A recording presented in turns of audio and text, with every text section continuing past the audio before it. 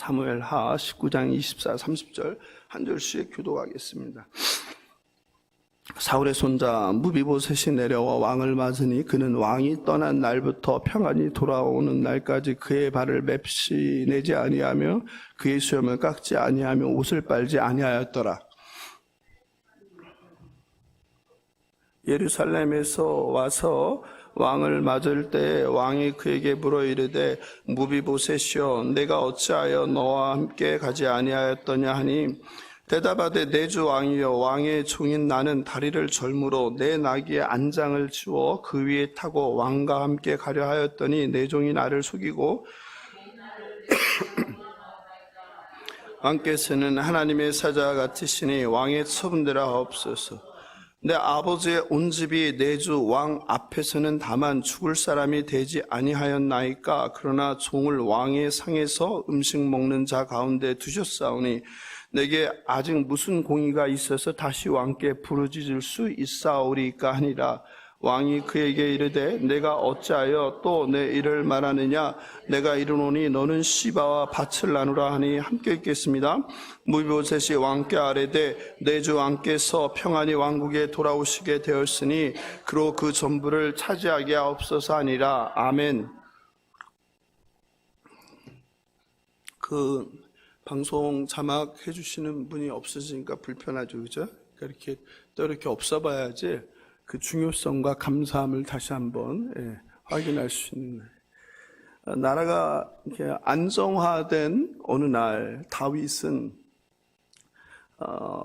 좋아했던 요나단을 떠올리며 옛날 생각을 하게 되었습니다.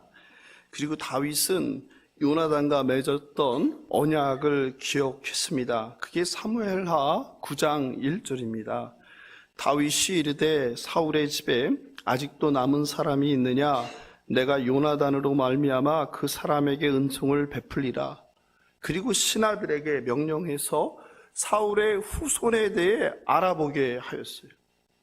만약 후손이 있다면 은총이 헤세드지, 헤세드.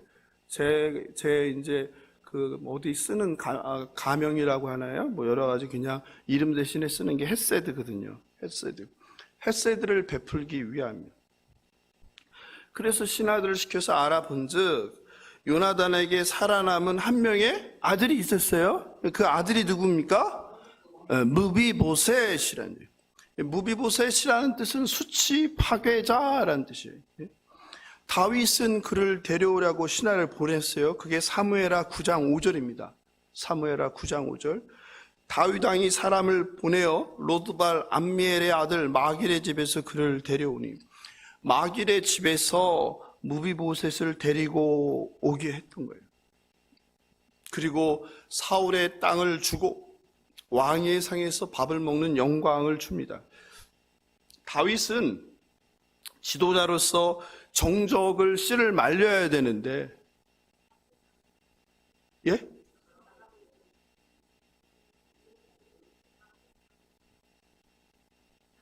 방송 아까 제가 틀었는데요. 예. 아니, 방송을 아까 제가 틀고 여기 올라온 건데. 예. 예. 예. 제가 방송 다 합니다. 그래서 방송 제가 미리 틀고 올라온 거거든요. 예. 깜짝 놀랐습니다. 예, 지금 어디까지 했죠? 예.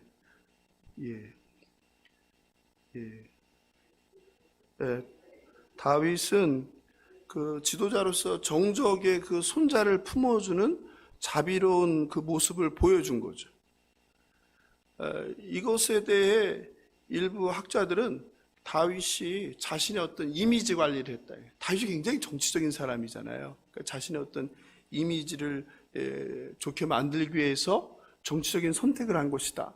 그러니까 무비보셋을 죽여서 씨를 말리기보단 그런 무비보셋을 선대해서 그 통일된 왕국의 백성들에게 어떤 좋은 이미지를 얻으려고 한 것이 아니냐, 이런 설명을 하기도 합니다.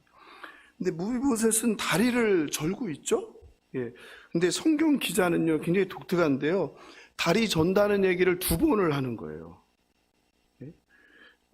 왜 2번이나 다리 전다는 얘기를 할까요? 그렇죠. 그렇죠. 역시 우리 예은이가 강조하는 거죠. 뭘 강조하려고 하는 거지, 예은 자매? 그렇죠. 완전히 천재가 됐어요. 우리 예은 청년부가 1년 동안 성경 공부를 하더니 완전히 얼마나 예리하고 비판적으로 완전 천재들이 됐어요. 예.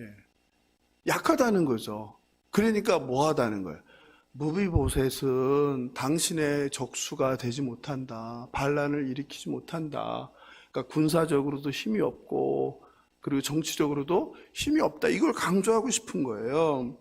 그래서 거기 본문을 보니까 9장 3절에 나오죠. 사무엘하 9장 3절 제가 읽어드릴게요. 시바가 왕께 아뢰되 요나단의 아들 하나가 있는데 다리 저는 잔이이다. 이렇게 나왔죠. 다리 저는 잔이이다. 이거죠. 그리고 9장 13절에 나왔죠. 무비보셋이 항상 왕의 상에서 먹음으로 예루살렘의 산이라 그는 두 발을 다 절더라. 한 발도 아니고 어떻게? 두 발을 다 절더라. 그러니까 뭐하라? 걱정하지 말아라. 걱정하지 마라. 이런 이야기를 하는 거죠. 무비보셋은 5살 때죠. 사울왕과 아버지 요나단이 어디에서 죽었어요? 길보아산 전투에서 블레셋의 손에 죽었죠. 그죠? 그리고 그 소식을 듣고 사울 파들은 어떻게 했어요? 허겁지겁 도망을 가겠죠. 그죠? 근데 그때 무비보셋의 유모가 무비보셋을 업고 뛰다가 어떻게 했어요? 발을 헛디디면서 넘어지면서 아이를 떨궜고 아이의 발목이 부러진 거죠. 요즘 같았으면 치료를 잘해서 그런 일이 없었을 텐데 옛날엔 뭐 병원이 있었겠어요? 뭐가 있었겠어요? 사무엘하 4장 4절에 나오는데 사울의 아들 요나단에게 다리 저는 아들 하나가 있었으니 이름은 무비보셋이라. 전에 사울과 요나단이 죽은 소식이 이스라엘에서 올 때에 그의 나이가 5살이었는데 그 유모가 안고 도망할 때 급히 도망하다가 아이가 떨어져 절개되었더라. 이게 나오죠. 그죠? 무비보셋의 삶이 어떠했을까요? 네? 온 부모가 다 죽었죠. 뿐만 아니라 친족이 다 멸살당했죠. 자기는 어떻게 했어요? 두 다리가 불구가 됐죠. 또 사람들의 눈총을 받으며 숨어 살아야 됐죠. 그런 삶이 얼마나 고단했을까라는 생각이 들어요. 장애가 있는 두 다리를 볼 때마다 누가 생각났을까요? 다윗이 생각났겠죠. 다윗, 저 사람 때문에 내 인생이 이렇게 되었구나. 부모가 죽고 온 친족이 멸절당하고 내 두 다리가 이렇게 장애가 돼서 살아야 하는구나. 이런 생각을 하지 않았을까요? 그런데 어느 날 그런 두려움 속에서 숨어서 살고 있는 어느 날 사람들이 로드발에 찾아옵니다. 로드발은 무슨 뜻이에요? 황량한 땅이란 뜻이에요. 그러니까 무비보셋이 숨어 사는 곳은 어떤 곳이라는 거예요? 좋은 땅, 기름진 땅, 편안한 땅, 아름다운 땅이 아니라 사람들이 살고 싶어 하자는 그런 데서 숨어 살고 있구나라는 걸 우리가 짐작할 수 있죠. 그러니 무비보셋의 그 삶의 고단함이 느껴집니까? 삶의 괴로움이 느껴집니까? 그런데 그 두렵고 떨리는 일이 어느 날 일어난 거예요. 자기를 찾아온 거예요.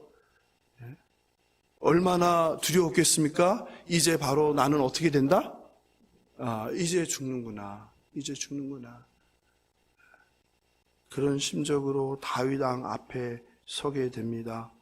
불안한 삶, 치욕스러웠던 삶, 불편했던 삶. 그런데 더 두려운 죽음을 직면하게 됩니다. 그런데 다윗이 무비보셋을 앞에 놓은 무비보셋을 당장 죽이지 않고 어떻게 합니까? 오히려 자비를 베풀어 주죠. 그게 바로 뭡니까? 헤세드. 제 그 필명이 뭐라고요? 헤세드. 오늘 당근마켓에 올린 거 보면 거기 써 있잖아요. 헤세드. 헤세드가 누구예요? 저예요. 제가 뭐 인터넷이나 어디나 가입할 때 전부 다 헤세드로 가입하거든요. 제가 제일 좋아하는 히브리어인데 하나님의 은혜, 하나님의 자비, 하나님의 긍휼이라는. 그리고 다윗에게 몰랐던 아버지 요나단에 대한 이야기를 듣습니다. 그렇잖아요. 5살 때 그렇게 됐으니 뭐 얼마나 많이 알겠어요? 그리고 아버지와 그 다윗과 맺었던 언약에 대해서도 처음 듣게 되는데 그게 사무엘상 20장 14절 15절입니다. 제가 읽어드리겠습니다.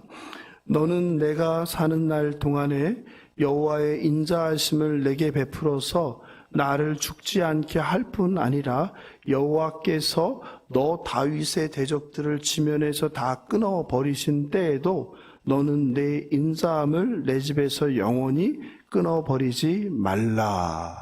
이게 언약이죠. 아버지 요나단은 뭘 알고 있었어요? 이스라엘의 왕은 사울 뒤에 누가 아니라 세상에서는 누군지 알고 있어요? 요나단이 왕이 되는 걸로 알고 있는데 요나단은 알고 있었죠. 자신이 아니라 누가 왕이 된다는 것을, 다윗을.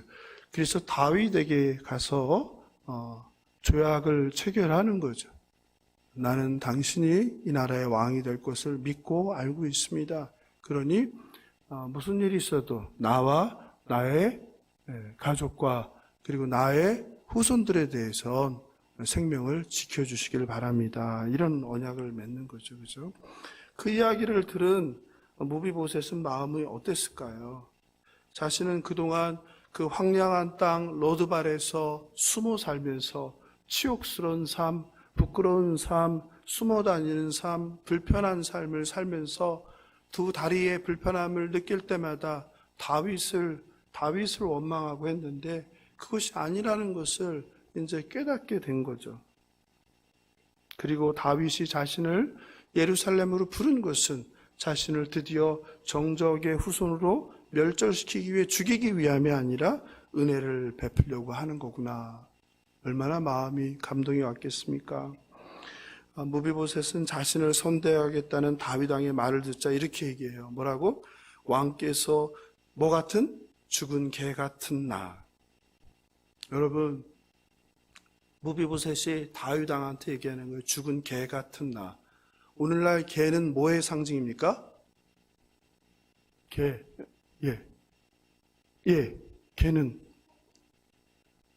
개는 상팔자예요? 그렇긴 하죠. 개는 그 충성의 상징이에요. 주인에게 충성, 죽도록 충성. 여러분이 일하고 집에 가면 자식들은 코빼기든 안 보일지라도 누구는 강아지는 나와서 꼬리를 흔들고 그리고 뒤집고 제일 기뻐하는 게 개 아니에요? 주인에게 충성하는 것. 그래서 뭐가 뭐보다 낫다? 개가 사람보다 낫다 그러는 거 아니에요? 그죠? 개는 배신을 해요, 안 해요? 사람은 배신을 해요, 안 해요? 배신하죠. 자녀도 배신하죠. 남편도 배신하고 부인도 배신하고 부모도 배신하고 요새는 서로 죽이고 죽죠. 그죠? 예. 무엇을 위해서? 탐욕을 위해서는, 차지하기 위해서는 부모가 자식을 죽이고 자식이 부모를 죽이고 남편이 부인을 죽이고 부인이 남편을 죽이는 그런 비정한 시대 아니에요? 근데 개는 안 그렇단 말이에요. 근데 여기 성경에 나오는 개는 뭐냐면 비천한 존재라는 뜻이에요. 가장 하찮은 존재. 그런데 그 개가 죽었어요. 그럼 뭘 뜻해요? 그냥 개도 비천한 존재, 하찮은 존재인데 죽은 개라는 것은 뭐야? 말할 가치조차 없는 존재라는 거예요. 누가? 무비보셋이 다윗 왕 앞에서. 여러분, 무비보셋은 바로 누구예요? 저와 여러분이죠. 다윗 왕은 누구예요? 하나님이죠. 하나님 앞에 저와 여러분이 어떤 존재라는 거예요? 죽은 개. 죽은 개. 여러분 화날 때 생각하세요. 뭐라고? 죽은 개인 나. 죽은 개인 나. 시기심 질투심이 날 때 생각하세요. 나는 죽은 개. 속상할 때 생각하세요. 나는 죽은 개. 죽은 개 같은 존재인 무비보셋에게 다윗 왕이 무엇을 베풀어줘요? 회복이죠. 회복. 은혜를 베풀어주는 거. 헤세드. 죽을 수밖에 없는 존재인 저와 여러분에게 누가요? 하나님 아버지가 뭘 베풀어줬어요? 구원의 은총을 주셨죠. 자격이 있어서 주셨어요? 없는데 주셨어요? 없는데 주셨어요. 공로를 세웠는데 주셨어요? 없는데 주셨어요. 없는데 주신 거예요. 여러분, 내가 누구보다 나서 하나님의 자녀가 된 게 아니란 말이에요. 여러분, 그게 헤세드예요. 그래서 구원의 은총을 우리는 뭐라고 하는 거예요? 그냥 값없이 받은 하나님의 선물. 그러나 하나님은 어떻게 주었다? 값없이 준 게 아니라 가장 비싼 대가 아들 예수를 내어주고 주신 은혜란 말이에요. 오늘 본문은 그 얘기를 하는 거죠. 다시 해볼까요? 죽은 개 같은 나. 서로를 보고 해보세요. 죽은 개 같은 너. 왜 그랬어요? 맞잖아요. 우리가 그런 존재예요. 여러분 그거 잊지 마셔야 돼요. 죽은 개 같은 나가 왜 소리를 내요? 왜 화를 내요? 왜 자존심이 있어요? 아니, 눈길을 못 맞추겠어. 또 오해할까봐. 그래서 허공을 보고 죽은 이쪽을 보는 건 습관적으로 제가 편해서 이쪽을 보는 거예요. 그러니까 오해하지 마세요. 여기 계신 분들은 우리 목사님 자꾸 이쪽 보고 뭐 안 좋은 얘기할 때 이쪽 보고 하시는데 제가 이쪽이 그냥 자동적으로 편해서 여러분 저와 여러분은 죽은 개 같은 나예요. 죽은 개 같은 너예요. 그러니까 가족인데 화를 낸다. 그럼 어떻게 하면 돼요? 잊었어? 죽은 개 같은 너? 엄마에게, 자녀에게, 서로에게. 맞잖아요, 여러분. 죽은 개가 화를 내면 돼요, 안 돼요? 죽은 개가 자존심이 상하면 돼요, 안 돼요? 안 되죠. 안 되죠. 죽지 않은 거죠. 그리고 개도 아닌 거죠. 뭔 거예요? 죄된 인간인 거죠.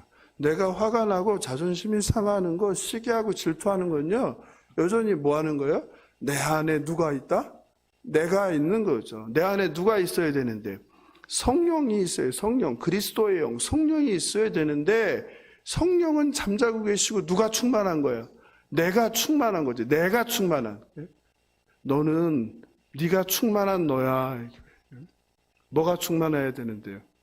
개 같은 너야 되는데. 여러분 그러니까 교회에서도 혼자 살아서 펄펄 뛰면 뭐라고 해야 돼요? 그렇지. 개 같은 너가 아니구나. 개 같은 너라고 하면 칭찬이잖아요. 그죠? 그러니까 그래요. 예은이가 아주 오늘 총기가 그냥 아주 오늘 좀 쉬셨나 봐요. 바라옵기는 하나님께서 죽을 수밖에 없는 죄인인 저와 여러분에게 자비를 베풀어서 구원의 은총을 주셨습니다. 잊지 마십시오. 자격 없는 저와 여러분이 하나님의 자녀가 되면 전적인 하나님의 선물입니다. 기억하십시오. 무비보셋은 지금까지 두려움에 사로잡혀 숨어 살며 다윗 왕에 대해 많은 오해를 했던 것을 어떻게 했겠어요? 후회했겠죠. 미안했겠죠. 그리고 다윗은 요나단과 언약을 지킵니다. 그게 사무엘하 9장 7절이에요. 두려워서 앞에서 다윗 왕 앞에서 벌벌 떠는 무비보셋을 향하여 다윗이 뭐라고 해요? 얘야 두려워하지 마. 얘야 무서워하지 마. 다윗 왕이 친근하게 부르잖아요. 뭐라고? 무비보셋아 두려워하지 마라. 아들을 부르는 거죠. 아들 같은 존재죠. 무비보셋아 무서워하지 마. 내가 너를 해하려는 게 아니라 내가 네게 은혜를 베풀려고 하래. 왜냐하면 요나단이 나에게 그 은혜, 그 사랑을 주었기 때문에 내가 너네 아버지한테 받은 그 사랑을 너에게 주고 싶은 거야. 그러니 네 할아버지 사울 왕이 갖고 있던 땅을 어떻게 하라? 이제 다 내 것이다. 사울이 갖고 있던 땅을 다 주는 거예요. 얼마나 놀라운 사건입니까? 그리고 항상 너는 나랑 어디서 밥을 먹어라? 왕궁에서 내 밥상에서, 내 상에서요. 여러분, 내 상에서. 같은 방도 아니고, 같은 궁도 아니고, 같은 궁, 같은 방, 같은 밥상에서 같이 먹자. 왕의 특별한 선물이죠. 얼마나 놀라운 이야기입니까? 무비보셋의 인생이 바뀌었습니다. 무엇을 만났을 때요? 헤세드를 만났을 때. 우리의 인생이 바뀝니다. 무엇을 만났을 때요? 하나님의 헤세드를 만났을 때. 저와 여러분이 예수를 믿음으로 인해서 우리의 인생이 바뀌듯이 무비보셋의 인생이 어둠에서 빛으로, 슬픔에서 기쁨으로, 고통에서 감사와 은혜로 나아가게 되는 거예요. 이게 오늘 본문입니다. 그런데 그런 기쁨과 감사의 날이 오래가지 않았어요. 어느 날 다윗의 아들 압살롬이 반역을 일으켰습니다. 다윗은 참 부러워할 만한 사람이에요? 부럽지 않은 사람이에요? 몰랐을 때는 부러웠는데 알고 나면 부럽지 않죠. 여러분 생각해 보세요. 아들끼리 서로 쳐 죽이고 부하들이 반란을 일으키고 이번엔 누가요? 가장 사랑했던 아들 압살롬이 반역을 일으키죠. 의외로 압살롬과 따르는 무리의 힘이 강했습니다. 사람들이 압살롬에게 몰려들었습니다. 그리고 다윗 왕은 몇몇 신하들과 함께 예루살렘을 탈출했습니다. 무비보셋은 종 시바를 통해 일어나는 사태의 심각성을 전해 듣고 긴장하고 있었습니다. 오늘 제목이 무비보셋의 두 가지 이야기인데요. 이제 첫 번째 이야기입니다. 제자훈련생들 숙제 안 했던데. 숙제는 하셔야죠. 뭐 전도하고 뭘 해도 집안일하고 다 해도 숙제는 하셔야죠. 그렇죠? 숙제를 안 하셨더라. 한 사람밖에 안 했던데. 무비보셋의 첫 번째 이야기예요. 다윗은 급하게 도망쳐 예루살렘을 빠져나왔습니다. 그런데 거기서 누구를 만났어요? 시바를 만났어요. 그게 사무엘하 16장 1절이에요. 같이 읽어볼까요? 시작.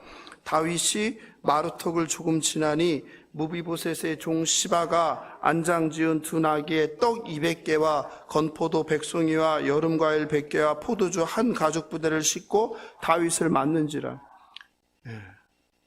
시바가 대단하죠. 도망가는 다윗과 그 부대, 가진 것도 없고 배고프고 굶주렸을 그 부대에게 뭘 주는 거야? 가장 필요한 걸 갖다 바치는 거죠. 얼마나 예뻤겠어요? 다윗은 시바에게 물어봐요. 니네 주인 무비보셋은 어디 있느냐? 그러자 시바가 3절에서 얘기해요. 뭐라고? 우리 종 무비보셋이 예루살렘에 있습니다. 그리고 그가 말하는데 이스라엘 족속이 오늘 내 아버지의 나라를 내게 돌리리라 하니이다. 무슨 말이에요? 무비보셋이 뭐 한다는 거예요?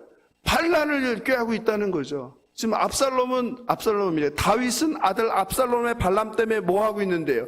예루살렘을 탈출해서 쫓겨가고 있는데 누가 또 자신이 그렇게 선대해서 살려주고 땅을 주고 자신의 밥상에 같이 먹었던 무비보셋이 은혜를 망각하고 뭐 하고 있다는 거예요?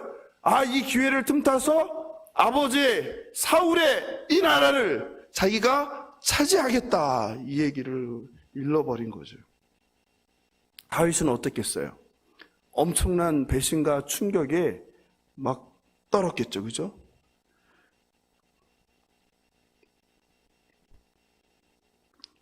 어떻게 생각하세요? 그리고 다윗은 그 충격과 배신감에 그 자리에서 바로 이야기합니다. 뭐라고?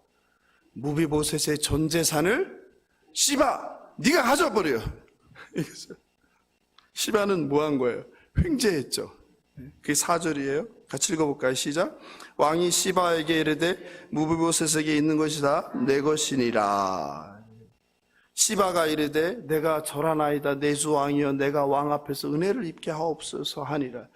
시바는 거절해요? 거절하지 않아요? 여러분이 만약에 시바라면 거절하겠어요? 안 하겠어요? 안 했어요? 거절하죠. 보통 우리가 최소한 그렇잖아요. 어쨌든 내가 모시는 주인건데 그걸 나한테 다 준다는데 아닙니다. 그럴 수 없습니다. 한 번쯤 거절해야지. 어떻게 냉큼 받아먹어요? 감사합니다. 마치 원했던 것처럼 기다렸던 것처럼 그럴 수 있어요. 근데 시바는 지금 그러는 거예요. 바로 절하면서 왕이여 만수무강하소서 은혜 받으소서 감사합니다 이렇게 하는 거죠. 사랑하는 성도 여러분, 여러분 어떻게 생각하나요? 다윗 왕은 도망가는 위기의 상황에서 무비보셋의 종 시바의 말을 듣고 어떻게 합니까? 무조건 믿은 거죠. 확인해 보려고나 의심하지 않는 거죠. 여러분, 우리도 누군가 와서 그런 사람들 있죠. 나에게 얘기해 주는 사람. 뭐라고? 야, 누가 너 욕하던데? 누가 너 뭐 어쩌다고 하던데? 그런 사람들 있잖아요. 그 말을 딱 들으면 어떤 생각이 들어요? 아, 이 사람이 정말 진실로 나를 위해서 정말 중요한 말을 나에게 전해주는구나 라는 생각이 들어요. 아니면 야, 이 사람이 또 뭐 때문에 나의 마음을 이렇게 불지를까? 무슨 목적으로 이런 말을 나한테 전하는 거지? 라는 생각이 들어요. 네? 오늘 다윗은 그런 거예요. 시바의 말을 듣고 확인하지 않아요. 무비보셋에. 그리고 머릿속으로 정말 무비보셋이 그랬을까?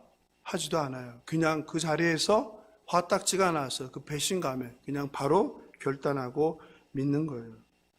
여러분, 특별히 이해관계가 상충하는 경우가 있는 경우에 주의해야 합니다. 여러분, 결과를 보세요. 시바는 뭘 얻었어요? 그렇게 함으로 인해서 네? 자기가 모시던 무비보셋 주인의 모든 재산, 즉 사울의 모든 땅이 누구께 됐어요? 자신께 됐어요. 이렇게 이해관계가 상충하는 경우가 있어요. 이럴 때 그런 말들을 조심해야 됩니다. 누군가를 비난하는 말을 새겨드려야 합니다. 상대방의 말이 정말 진실인지 아니면 다른 어떤 숨은 의도나 다른 이익을 위한 그런 말을 하는 것은 아닌지 우리는 분별해야 합니다. 상대방의 몰락으로 인해 얻을 이득이 있는 경우라면 순수하지 못한 비난일 수 있음을 꼭 분별해야 됩니다. 그러므로 성급하게 판단하는 죄를 범하지 않기를 바랍니다. 이제 무비보셋의 두 번째 이야기입니다. 첫 번째 무비보셋 이야기는 누가 전한 이야기예요? 무비보셋의 종 시바가 전한 무비보셋이 지금 뭐하고 있다? 반란을 꾀하고 있다. 그래서 어디에 있다? 다윗을 따라서 예루살렘을 떠나 도망가지 않고 어디에 남아있다? 예루살렘에 남아있다. 이 얘기죠. 두 번째 이야기입니다. 요압이 압살롬을 죽였습니다. 그리고 쿠데타는 끝이 납니다. 그리고 다윗과 군대가 다시 예루살렘으로 돌아오고 있었습니다. 돌아오는 다윗을 맞이하러 예루살렘에 있던 사람들이 요단강에 나왔습니다. 그 가운데 사울의 손자 바로 무비보셋도 있었습니다. 무비보셋은 왕을 맞아 인사했습니다. 그게 사무엘하 19장 24절입니다. 제가 읽어드리겠습니다. 사울의 손자 무비보셋이 내려와 왕을 맞으니 그는 왕이 떠난 날부터 평안히 돌아오는 날까지 그의 발을 맵시내지 아니하며 그의 수염을 깎지 아니하며 옷을 빨지 아니하였더라. 여러분, 무슨 말이에요? 충성을 다하고 있다는 거죠. 왕의 고통에 동참한다는 거죠. 그래 씻지도 않고 옷도 갈아입지 않고 수염도 깎지 않고 왕이 피난길에 고통받는 걸 함께 한다는 거죠. 시바의 모함과 달리 무비보셋은 뭐 하고 있는 거예요? 슬퍼하는 거죠. 고통스러워했던 거죠. 충성을 다하는 것을 암시하는 문장이죠. 다윗 왕은 배신감에 무비보셋을 보자마자 질문합니다. 그게 25절이에요. 네가 어찌하여 나와 함께 가지 아니하였더냐? 그리고 무비보셋은 그간에 있었던 일을 이야기합니다. 내 주 왕이여, 왕의 종인 나는 다리를 절므로 내 나귀에 안장을 지워 그 위에 타고 왕과 함께 가려 하였더니 내 종이 시바 이놈이 나를 속이고 종인 나를 내 주 왕께 모함하였나이다. 여러분 어떠세요? 이해되시죠? 내 주 왕께서는 하나님의 사자 같으시니 왕의 처분대로 하옵소서. 여러분 그런데도요 이렇게 얘기하는 거예요. 왕께서 알아서 처리해 주시옵소서. 나의 억울함을 풀어주소서가 아니라 왕의 처분에 맡기겠습니다. 그런데 다윗 왕의 결정은 무엇입니까? 그 29절이에요. 같이 읽어볼까요? 시작. 왕이 그에게 이르되 네가 어찌하여 또 내 일을 말하느냐? 내가 이르노니 너는 시바와 밭을 나누라. 여러분 이게 다윗의 결정이에요. 전부 다 사울의 땅이 누구의 땅이 됐어요? 무비보셋. 그런데 시바의 이야기를 듣고 그 땅이 누구한테 갔어요? 시바. 그 다음에 돌아와서 무비보셋의 이야기를 듣고 그럼 어디로 가야 돼요? 무비보셋에게 가야 되죠. 그런데 어떻게 됐어요? 반반. 그러면 이게 뭔 이야기예요? 예? 무비보셋이 자신의 종 시바의 모험을 설명했지만 다윗은 그 말을 어떻게 했다? 고지 듣지 않았다. 아니면 어쩌면 자신이 잘못 판단했구나 생각을 하며 쑥스러움도 있었을지 모르겠어요. 근데 이상한 것은 다윗이 그렇다면 어떻게 하면 돼요? 시바 일로 와 이놈, 무비보셋 일로 와, 누구 말이 맞는 거야 대면하면 금방 결론이 나요 안 나요? 결론이 금방 나죠. 시바는 종이니까. 근데 그것을 하지 않는 거예요. 솔로몬은 어떻게 했어요? 두 여인을 가지고 어떻게 칼로 아이를 잘라라 했을 때 금방 판단이 됐잖아요. 이 경우에도 금방 판단할 수 있을 거 아니에요. 거짓말하는 자는 당장 죽여버리겠다고 하면 살려달라고 거기서 애원할 거 아니에요. 근데 다윗은 하지 않아요. 야, 이거 참 신기한 일이에요.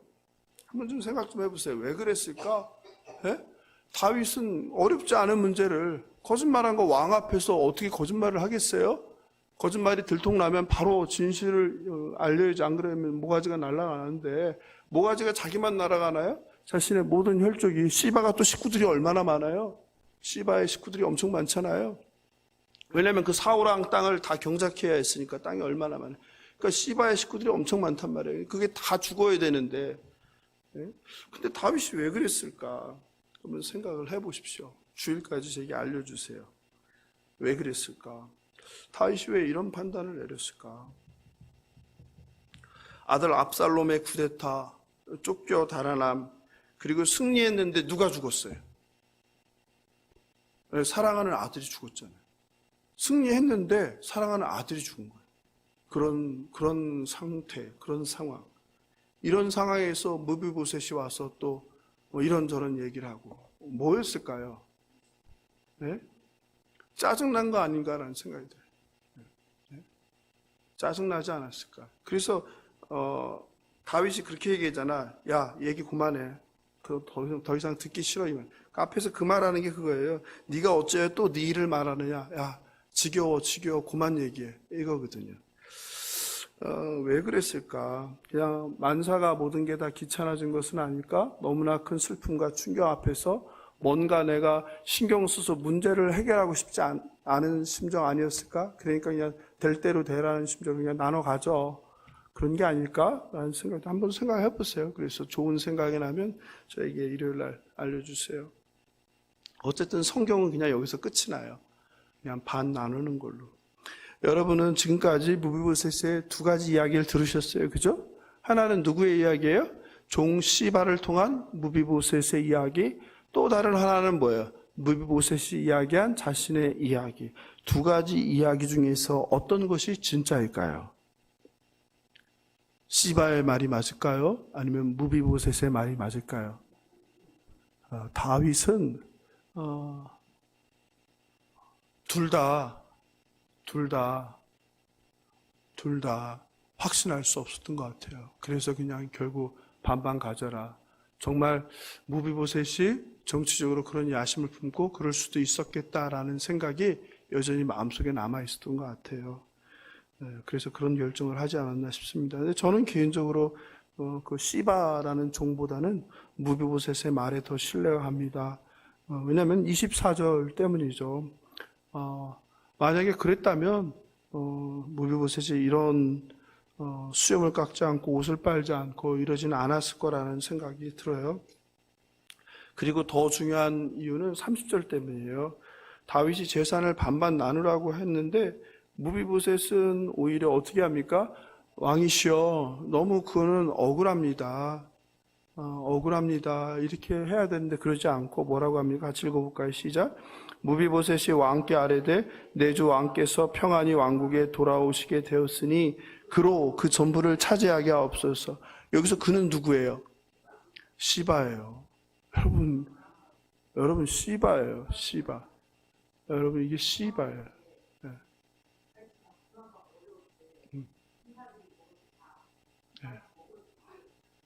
예. 예. 그렇죠. 당연하죠. 예. 그것 무시하지 못한 거죠. 그 고마움이 얼마 전이니까 그게 남아있죠. 예. 학자들이 뭐 그런 얘기도 합니다. 예. 근데 이 30절을 보면 이게 너무 놀라운 거죠. 시바에게 그 전부를 차지하게 하라. 여러분, 이게 가능할까요? 불가능하죠. 안 그래도 내가 지금 억울하게 누명을 썼는데, 그죠? 저 시바라는 종이 나를 배신하고 나를 모함해서 아버지 사울왕의 전 재산을 빼앗으려고 했는데 정말 억울해 죽을 것 같아요. 근데 어떻게 했다는 거예요?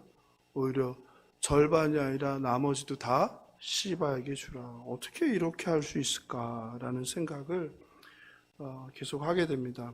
성경 저자는 이 시바의 탐욕과 주인인 무비보셋의 신실함, 이것을 대조하는구나라는 생각이 듭니다. 오히려 재산을 시바에게 다 주어도 괜찮다는 무비보셋. 저는 왕께서 다시 예루살렘에 돌아온 것 그걸로 족합니다라고 고백하는 무비보셋. 무비보셋은 은혜를 아는 사람이었습니다.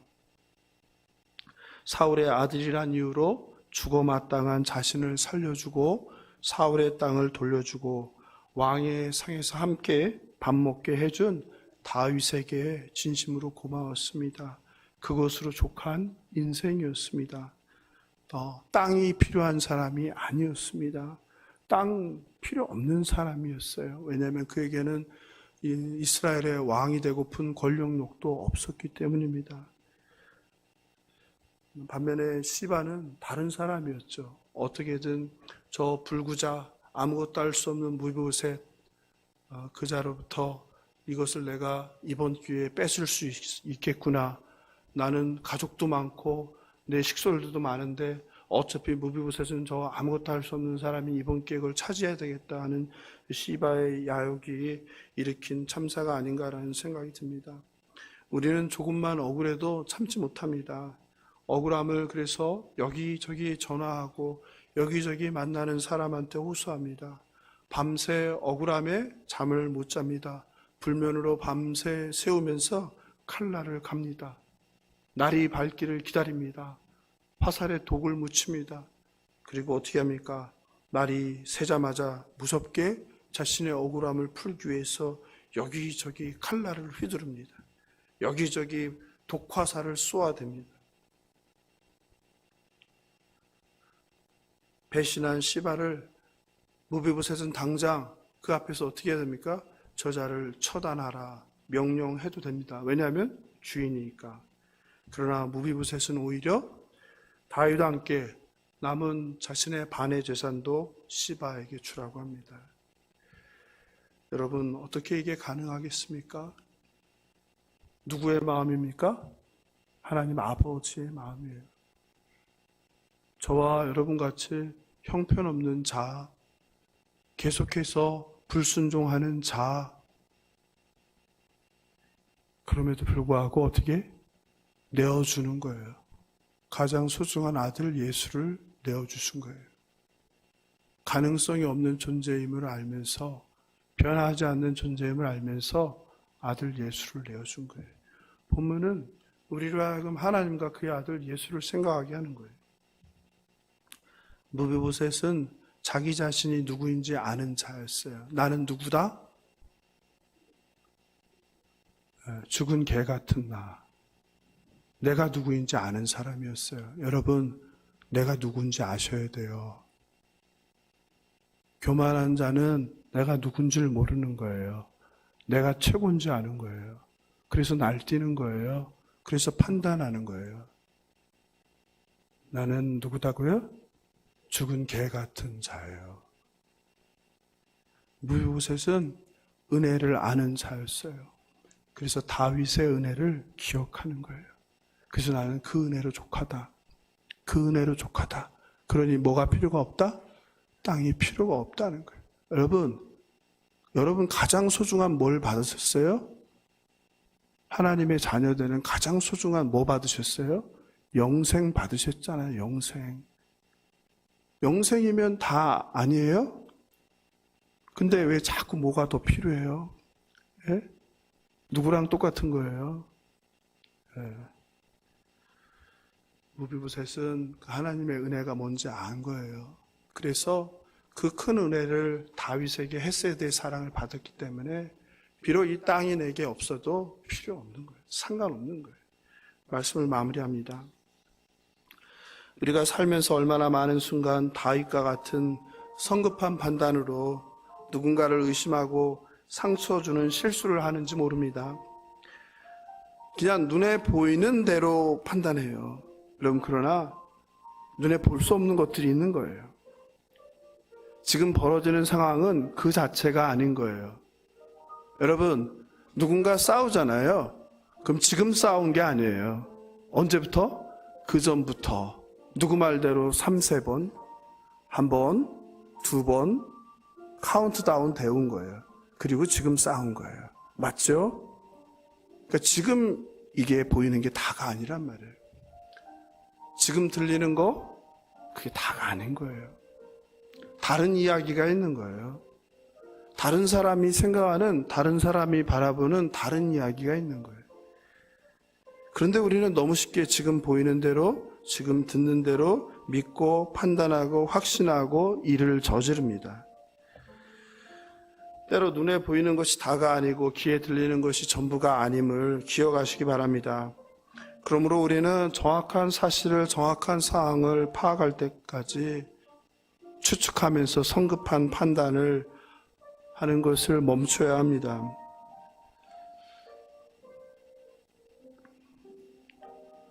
저도 참 못 기다렸는데요. 목회하면서는 그게 좀 많이 바뀐 것 같아요. 바로 판단하지 않고 그냥 좀 지켜보는 경향이 많이 생기는 것 같아요. 다윗은 나름 긴 세월 무비보셋과 함께 밥을 먹었어요. 같은 상에서 같이 교제했어요. 그런데 다윗은 위기 상황에서, 쫓기는 상황에서 자신에게 선대하는 종 시바의 말을 그대로 믿은 거예요. 뭘 먹은 거예요? 뇌물을 먹은 거죠. 마음을 훔친 거죠. 그간의 무비보셋과 나눴던 것, 요나단과 나눴던 것은 다 사라져버린 거예요. 인간이 그런 거예요. 눈앞에 이익 앞에 모든 것이, 옛날 것은 사라지는 게 인간의 어리석음이에요. 무비보셋이 흑심을 품고 자신에게 거짓말, 시바가 흑심을 품고 무비보셋에 대해서 거짓말을 한다는 것을 분별하지 못한 거죠.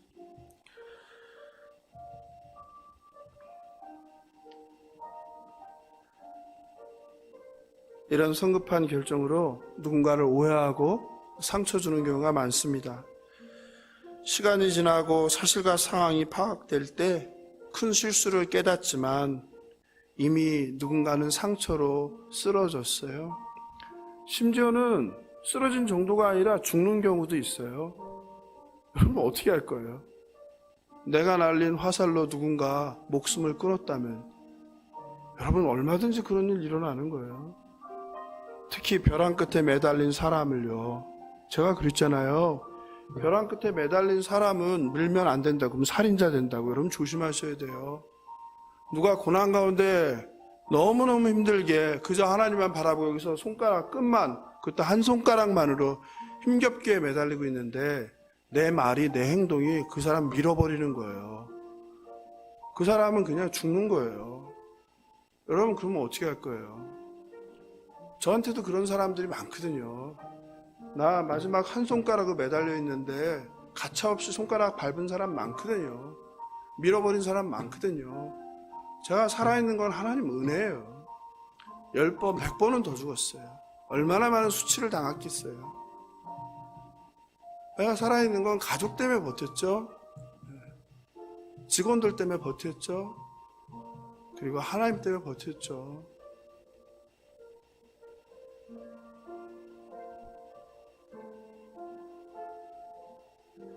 지나고 나서 내가 오해했다고 사과할 수 있겠죠.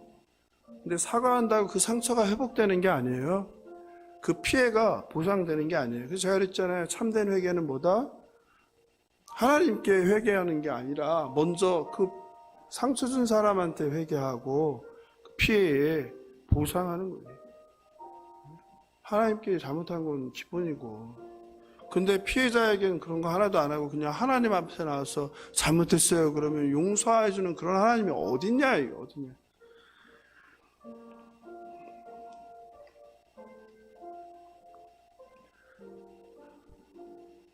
시바처럼 탐욕으로 주인까지 배신하고 모함하는 악한 일을 하지 않길 바랍니다.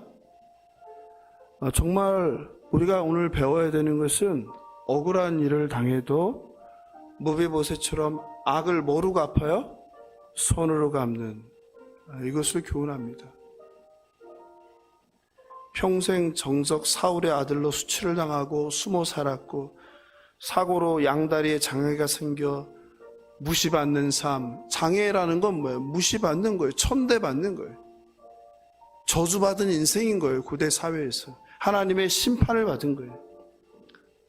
그런 삶에도 불구하고 그는 은혜를 입었을 때 은혜를 잊지 않은 거예요.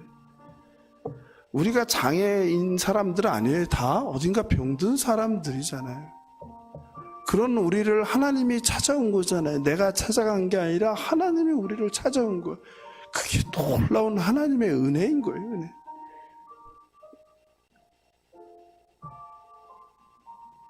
그리고 그 은혜를 알기에 그 은혜 외에 남은 것들은 아무 필요가 없는 거예요. 땅? 아무 필요가 없는 거예요.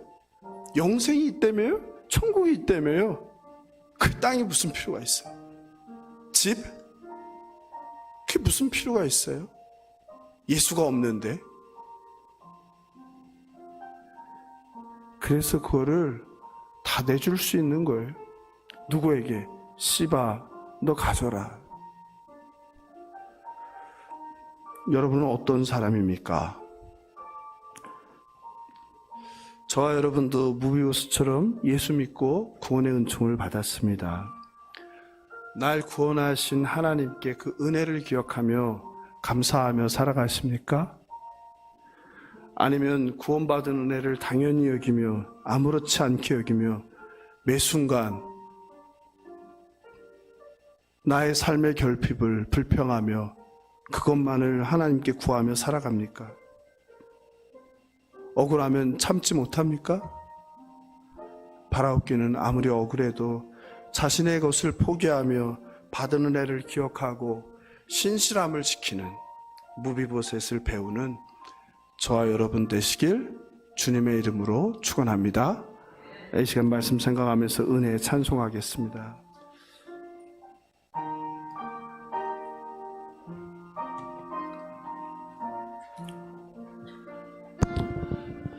내가 누려왔던 모든 것들이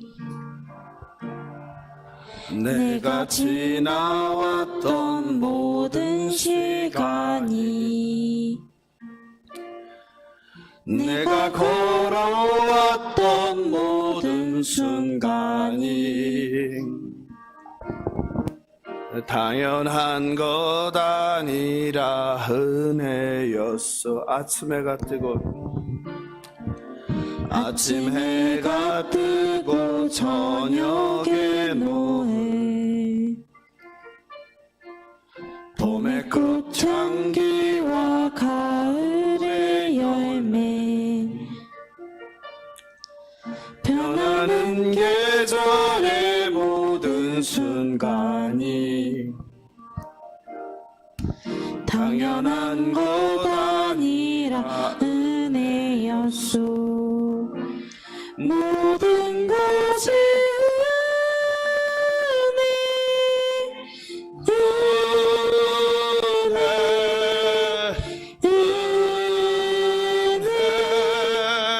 한없는 은혜 내 삶에 당연한 것 하나도 없었던 것을 모든 것이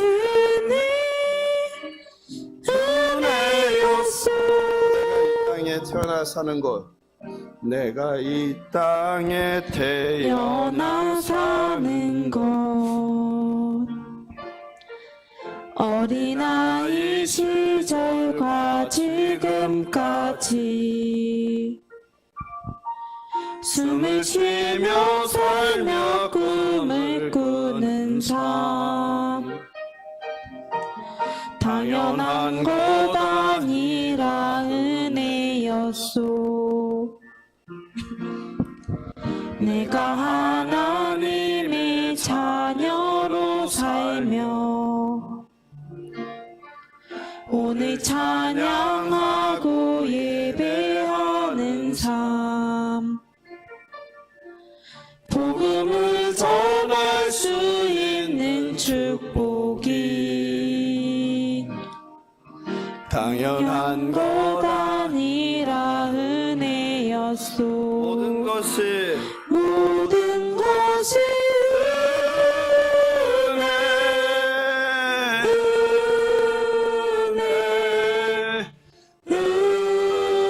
은혜 한없는 은혜 내 삶에 당연한 것 하나도 없었던 것을 모든 것이